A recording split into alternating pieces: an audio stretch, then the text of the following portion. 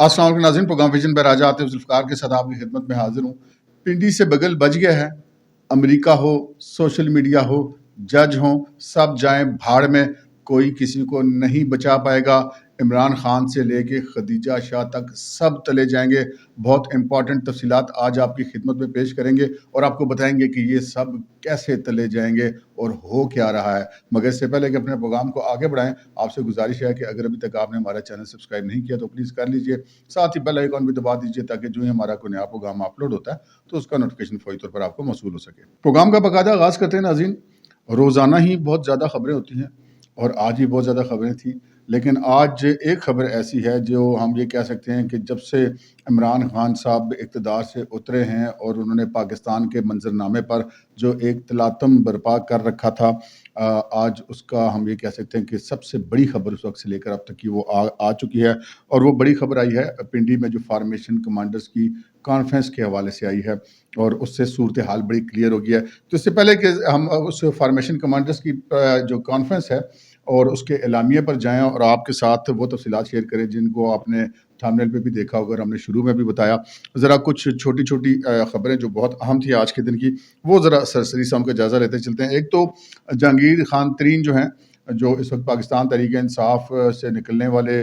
जो परिंदे हैं, उनके लिए एक बड़ा आशियाना खोल के बैठे हुए हैं, एक बड़ा घोंसला बना के बैठे हुए हैं। वो अब एक बाकायदा जमात बनाने जा रहे हैं और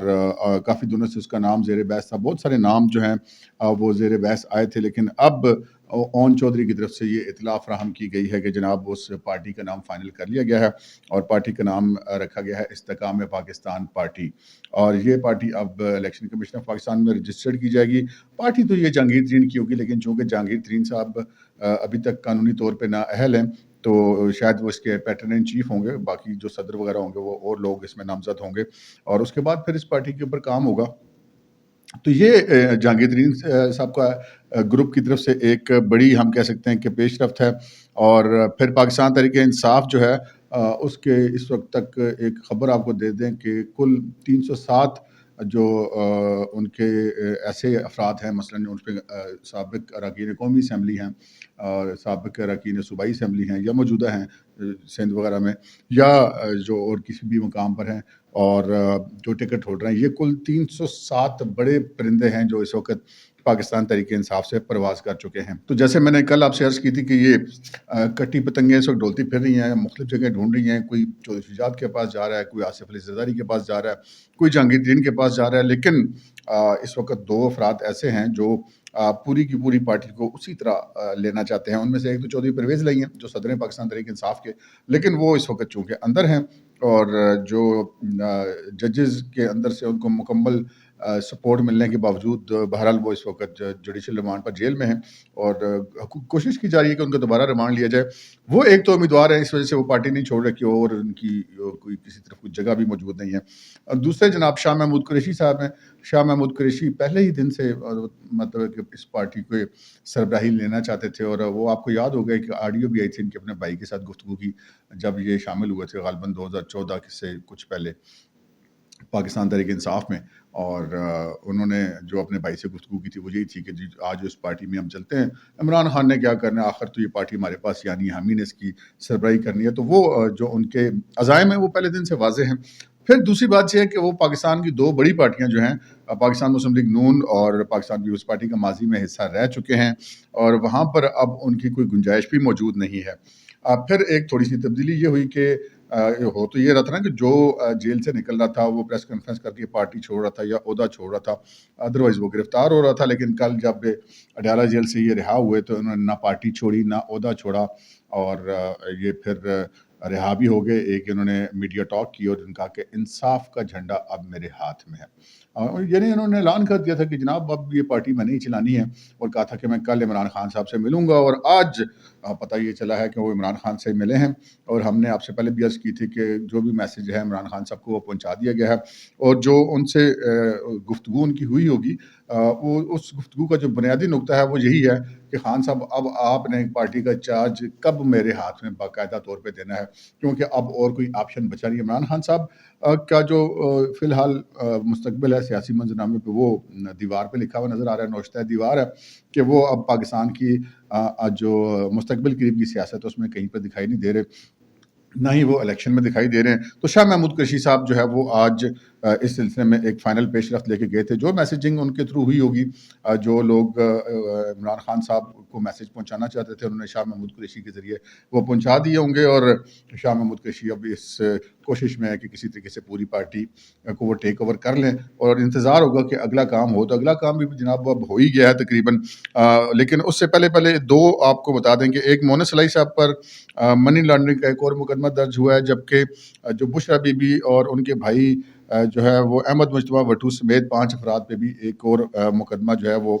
کرپشن کا مبینہ طور پہ وہ درج ہو گیا ہے۔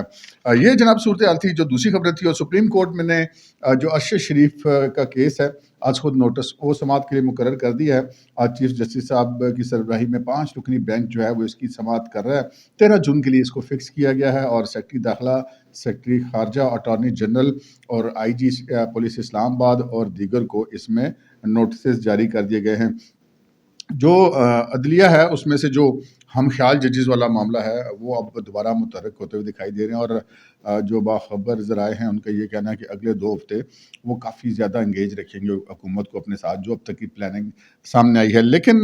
یہ جو انگیج رکھنے والا معاملہ ہے یہ اب شاید اس طرف سے توجہ ہٹانے کی کوشش تھی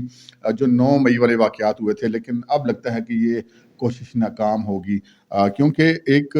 فارمیشن کمانڈرز کی کانفرنس ہوئی ہے جی ایچ کیو میں، اور اس کا اعلامیہ آج باقاعدہ طور پہ جاری کر دیا گیا ہے۔ تو اس فارمیشن کمانڈرز کی کانفرنس میں بنیادی طور پہ ہوا کیا، وہ بتانے سے پہلے یہ بتا دیں کہ فارمیشن کمانڈرز کی کانفرنس ہوتی کیا ہے۔ ایک آپ نے لفظ سنا ہوگا کور کمانڈرز کانفرنس، اس میں جو پاکستان کی جتنی کورز ہوتی ہیں فوج کی، ان کے کمانڈرز ہوتے ہیں، پرنسپل سٹاف آفیسرز ہوتے ہیں، یعنی کہ لیفٹیننٹ جنرل جتنے بھی ہوتے ہیں پاکستان کی فوج کے، وہ سارے اس میں شامل ہوتے ہیں، اور آرمی چیف کی سربراہی میں وہ ایک اجلاس ہوتا ہے، وہ فوج کا نمائندہ اجلاس ہوتا ہے۔ لیکن فوج کی نمائندگی کو اگر زیادہ بڑا کیا جائے تو پھر اس کو فارمیشن کمانڈرز کہتے ہیں، کیونکہ اس میں نہ صرف یہ کہ تمام لیفٹیننٹ جنرلز بھی شامل ہوتے ہیں، بلکہ تمام تر میجر جنرلز بھی ہیں جو پوری پاکستان کی فوج کے ہیں، وہ تمام لوگ بھی اس میں شامل ہوتے ہیں، یعنی کہ جتنی فارمیشنز ہوتی ہیں فوج کی ان کے تمام کے کمانڈرز بھی شامل ہوتے ہیں۔ اور یہ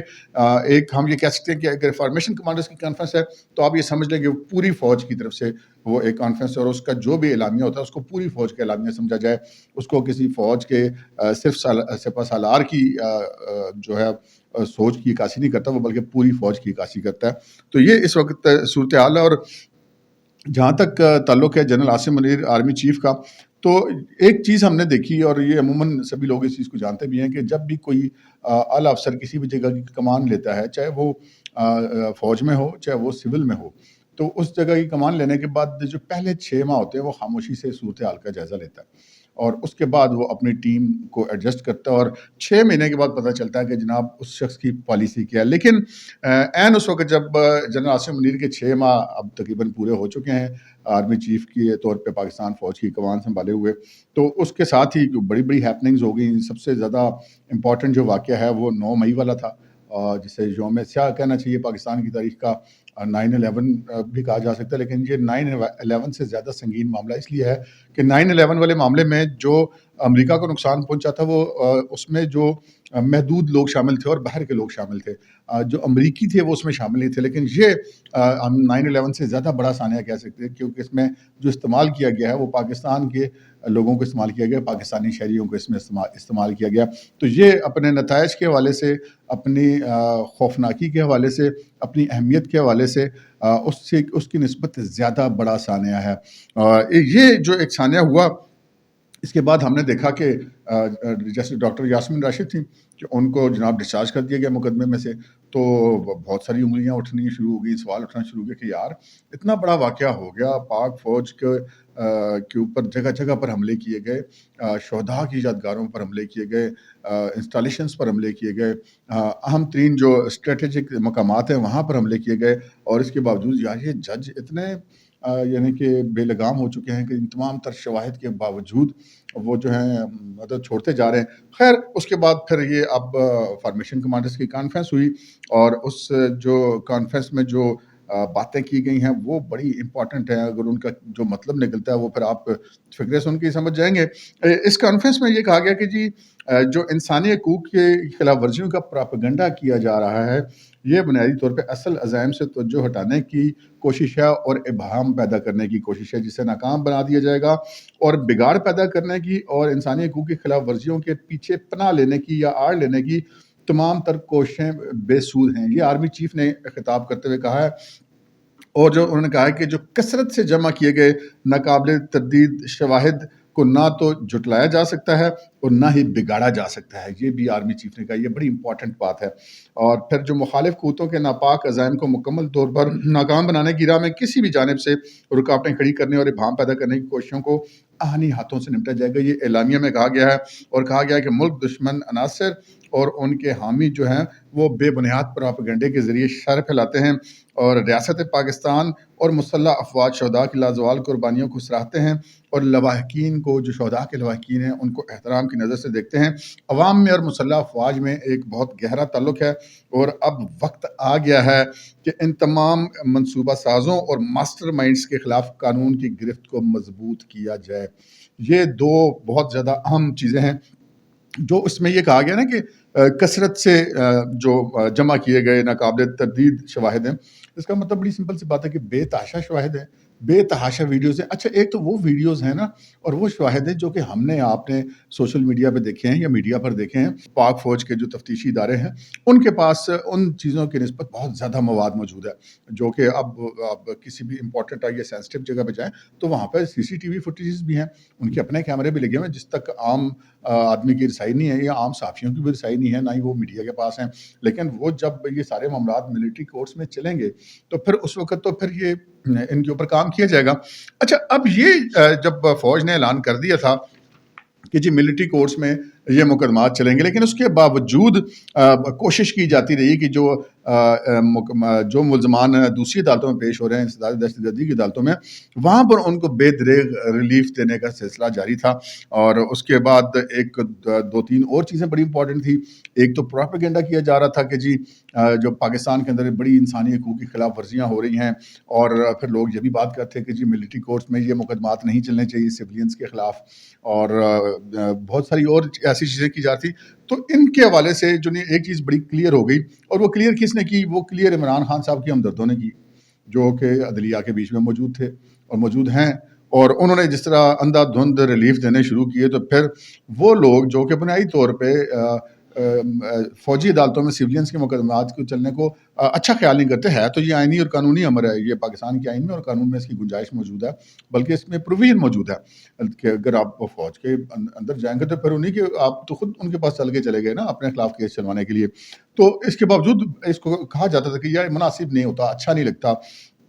تو ایسا نہیں ہونا چاہیے۔ لیکن جو عدلیہ کا رویہ تھا اس کے بعد پھر ایک چیز مزید لوگوں کے ذہن میں آ گئی کہ یار واقعی یہ کیس تو ملٹری کورٹ میں ہی چلنے چاہیے۔ یہ باہر والوں کی جو ہمارے ملک میں انصاف کا حال ہے، وہ انصاف جو ہے وہ تحریک انصاف ہی بنا ہوا ہے، تو اس کے پاس تو انصاف نہیں ہو سکتا، تو یہ بہتر ہے کہ ملٹری کورٹس میں جائیں۔ ایک تو یہ ایک ان کو اخلاقی مدد حاصل ہو گئی ججز کی وجہ سے، جو ہماری فوجی عدالتیں ان کو۔ اور دوسرا پھر ایک اور چیز جو تھی وہ امریکہ کا دباؤ ڈلوایا جاتا، وہی امریکہ جس کے نام پہ عمران خان صاحب نے قوم کو 1.25 سال بیوقوف بنایا کہ میں تو امریکہ سے آزادی کی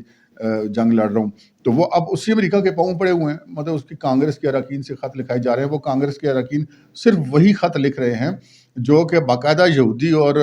ہندوستانی لابی کا حصہ ہیں۔ طلعت حسین صاحب نے اپنے ایک ولاگ میں ایک امریکی سینیٹر کا نام لے کے بتایا جو خط لکھ رہا ہے یا وہ ٹویٹ کر رہا ہے یا پراپیگنڈا کر رہا ہے اس سارے معاملے پر، تو انہوں نے بتایا کہ یہ اسرائیل کی لابی ہے۔ تو اسرائیلی لابی کے جو لوگ ہیں وہ عمران خان صاحب کی مدد کو کھل کر آئے ہوئے ہیں۔ خیر ہم بھی اور بھی بہت سارے، ہم جیسے سر پھرے جو ہے وہ بڑے عرصے سے کہہ رہے ہیں کہ عمران خان صاحب یہودی لابی کی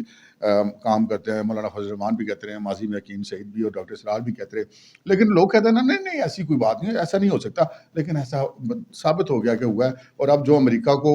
جو پیٹ میں درد اٹھا ہوا ہے, پیٹ میں مروڑ اٹھا ہوا ہے عمران خان کے لیے, وہ بھی, اور عمران خان صاحب نے تو اس حد تک چلے گئے ہیں کہ انہوں نے ان کو یہ تک کے مطالبات کیے ہیں کہ پاکستان کی فوجی امداد بند کر دی جائے اگر ان کی پارٹی کے لوگوں پر اس طرح کے معاملات ہوتے ہیں. اور ایک نام ہے کہ جی بنیادی انسانی حقوق کی خلاف ورزیاں ہو رہی ہیں, حالانکہ بنیادی انسانی حقوق کی خلاف ورزی ابھی تک کسی مقام پر نہیں ہوئی. یہ کسی شخص کا بنیادی حق نہیں ہے کہ وہ کور کمانڈر کے گھر میں جا کے آگ لگا دے. یہ کسی شخص کا بنیادی حق نہیں ہے کہ وہ جا کے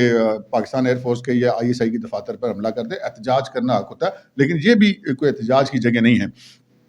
خیر, یہ ایک امریکہ والا معاملہ تھا. اچھا, اب یہاں پر ایک بڑی امپورٹنٹ چیز آ رہی تھی کہ جناب اس میں کون کون تلے جائیں گے. مطلب موٹے موٹے نام ہم لے لیتے ہیں نا کہ کون کون تلے جائیں گے. مثلا اس میں عمران خان صاحب چونکہ منصوبہ ساز یا ماسٹر مائنڈ میں تو ان کا نام آ رہا ہے. آج رانا ثناء اللہ صاحب نے بالکل کلیئر کر دیا کہ جی وہ اس کے ماسٹر مائنڈ ہیں, تو عمران خان صاحب اس میں سر فہرست ہیں. پھر اس کے علاوہ چند موٹے موٹے نام لے لیتے ہیں. اعجاز چودھری ہیں, میاں عبدالرشید ہیں, عالیہ حمزہ ہیں, شہریار آفریدی ہیں, ڈاکٹر یاسمین راشد ہیں, اور اظہر مشوانی ہیں, ارسلان خالد ہیں, یہ ان کے سوشل میڈیا کے ہیں دونوں بندے. علی امین گنڈا پور ہیں, حسان نیازی ہیں عمران خان صاحب کے بانجے, اور خدیجہ شاہ جو بڑی معروف ہوئی ہیں, وہ جو سابق آرمی چیف کی نواسی ہیں, مرحوم آصف نواز جنجوعہ کی, اور ڈاکٹر سلمان شاہ کی صاحبزادی ہیں.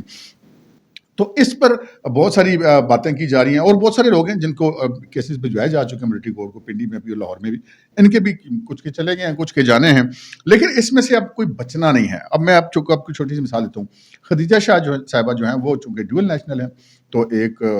دباؤ ڈالنے کی کوشش ہو رہی ہے, اور یہ توقع کی جا رہی ہے کہ شاید ان کو ڈیول نیشنل ہونے کی وجہ سے کوئی جان ان کی بچ جائے گی. اور مثال اس کی دی جاتی ہے ریمنڈ ڈیوس کی, جہاں پہ ایک بالکل بنیادی فرق ہے. پہلی بات یہ کہ ریمنڈ ڈیوس ایک چونکہ سفارتی عملے کا آدمی تھا, اس کو ایک سفارتی تحفظ بھی حاصل تھا, لیکن اس کے باوجود وہ پاکستان سے گیا اس وجہ سے نہیں کہ اس کو پاکستان کے قانون نے چھوڑ دیا تھا. وہ اس لیے کہ پاکستان کے قانون کے مطابق مقتولین کے ورثاء کو دیت کی ادائیگی کرنے کے بعد اس کو انسداد دہشت گردی کی عدالت سے رہا کیا گیا تھا, تب وہ پاکستان سے باہر گیا تھا. خدیجہ شاہ کے پاس کوئی ایسی ایک تو سفارتی جو ہے ان کو استثناء حاصل نہیں ہے. دوسری میں آپ کو ایک مثال دے دیتا ہوں. ہم لوگ یہ سمجھتے ہیں کہ شاید کوئی امریکہ پاکستان کا ماما لگتا ہے, تو جو امریکہ کہے گا پاکستان کی ضرورت نہیں ہے. کوئی ایسا چکر نہیں ہے جی, اگر امریکہ پاکستان کا ماما ہوتا نا تو آج پاکستان روس کے ساتھ معاہدے نہ کر رہا ہوتا, آج روس سے پاکستان تیل نہ لے رہا ہوتا, گندم نہ لے رہا ہوتا, ایران کے ساتھ پاکستان معاہدے نہ کر رہا ہوتا. تو امریکہ کی اتنی بھی بدماشی نہیں چلتی. اور آپ کو ایک بہت بڑی اور واضح مثال دے دوں کہ جہاں پہ قومی سلامتی کا معاملہ آ جاتا ہے نا جی, وہاں پہ امریکہ تو چھوڑ, امریکہ کا باپ بھی آ جائے نا, تو پاکستان کی جو ریاست ہے وہ پھر کمپرومائز نہیں کرتی. آپ کو بڑی مثال دے دیتا ہوں. ڈاکٹر جو تھا ایک شکیل آفریدی, ڈاکٹر شکیل آفریدی وہ صاحب تھے جو کہ باقاعدہ طور پہ امریکی